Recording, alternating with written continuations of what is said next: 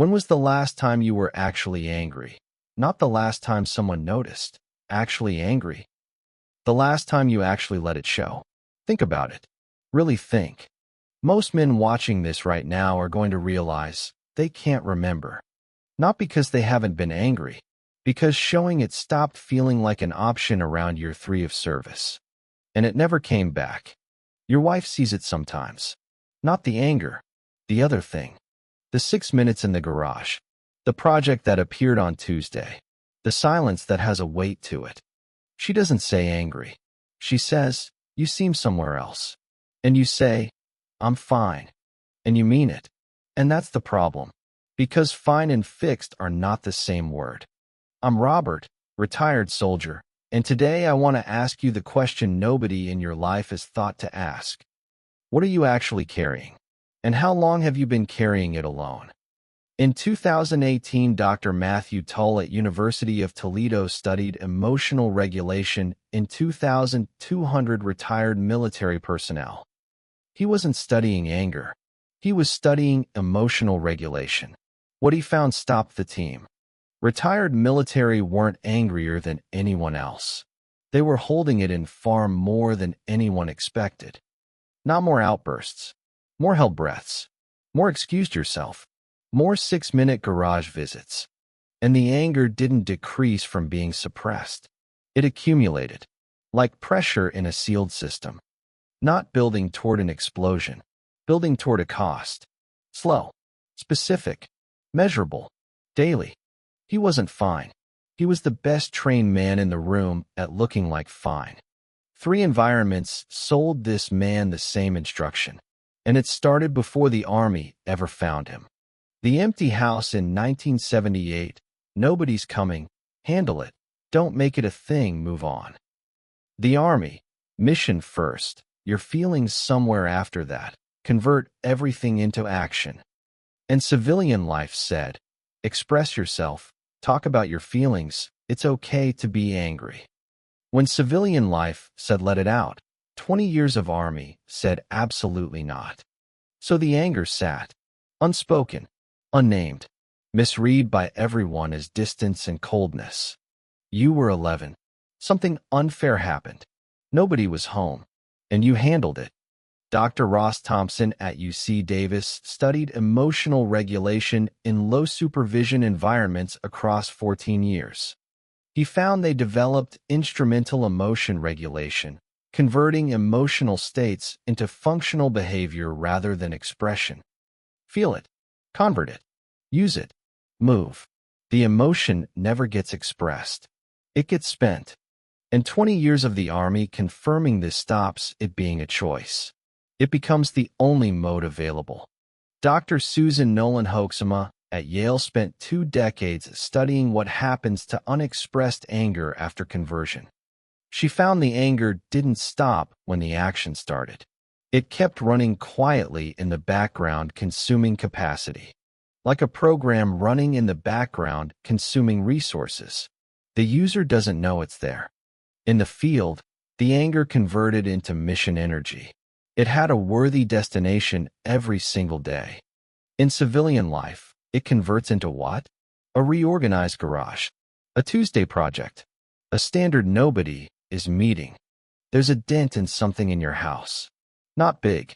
You know exactly where it is. And you know exactly the night it happened. Not because of what it was. Because of what preceded it. That dent is not evidence of a broken man. It's evidence of a man overloaded with no appropriate outlet. Not every Gen X soldier carries this the same way. 3 types. You've been at least 2 of them. The silent carrier carries it completely invisibly. Nobody around him suspects anything at all. Inside, a 9-year conversation about every injustice watched happen and said nothing about. He is the most stable man in every room. He is also carrying more than anyone in the room knows. The redirector found a direction for the energy, exercise, projects, work where the standard is non-negotiable.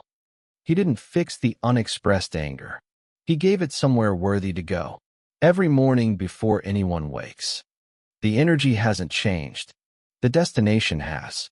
That is the only difference between him and the other two. The controlled detonator. Fine, fine, fine, fine. And then one small thing happens. And he knows the response doesn't match the trigger. And that knowledge becomes a second weight. He also can't speak. Which one were you? Silent carrier, redirector, or controlled detonator? Drop it in the comments right now. The anger isn't the problem. The problem is what the anger is actually about. Nobody has named it correctly. When you actually sit with it, really sit with it, it isn't anger about the specific thing that happened Thursday. It's about the gap. What you know people are capable of versus what you watch them choose. You have been in rooms where people performed at the absolute ceiling of human capability. You saw what people actually are. And then you came home and watched people perform at a fraction of that. Not because they can't, because nothing requires more. That gap between what you know is possible and what you watch people accept is not frustration. It is grief. The specific grief of a man who has seen the highest version of people and cannot unsee it. A 2019 Journal of Veteran Studies study found retired military showed significantly elevated rates of performance grief. Performance grief, the specific ache of watching people operate below the ceiling you know they have. Not contempt for others. Grief for what you know they could be if the situation required it. That is one of the most specific forms of caring about human beings that a person can carry. And it has been wearing the wrong name for the entire length of your retirement. What if the thing you've been calling anger isn't anger at all? What if it's the ache of a man who has seen the ceiling of human performance and can't stop measuring the distance? Because anger you manage, grief you direct. You have spent 10 years managing something that needed direction. Dr. Jonathan Haidt at NYU found elevated sensitivity to moral violations correlated with higher leadership effectiveness consistently. People who felt strong responses to preventable failure and wasted potential showed higher moral courage and ethical consistency. The thing making your retirement harder is the same thing that made you the most trusted man in every unit. Dr. Roy Baumeister at University of Queensland confirmed, suppressed emotion accumulates without intentional redirection. Always. It accumulates. It narrows everything. Your patience, your presence, your capacity for the people you love. The answer is not expression. The answer is not management. The answer is direction.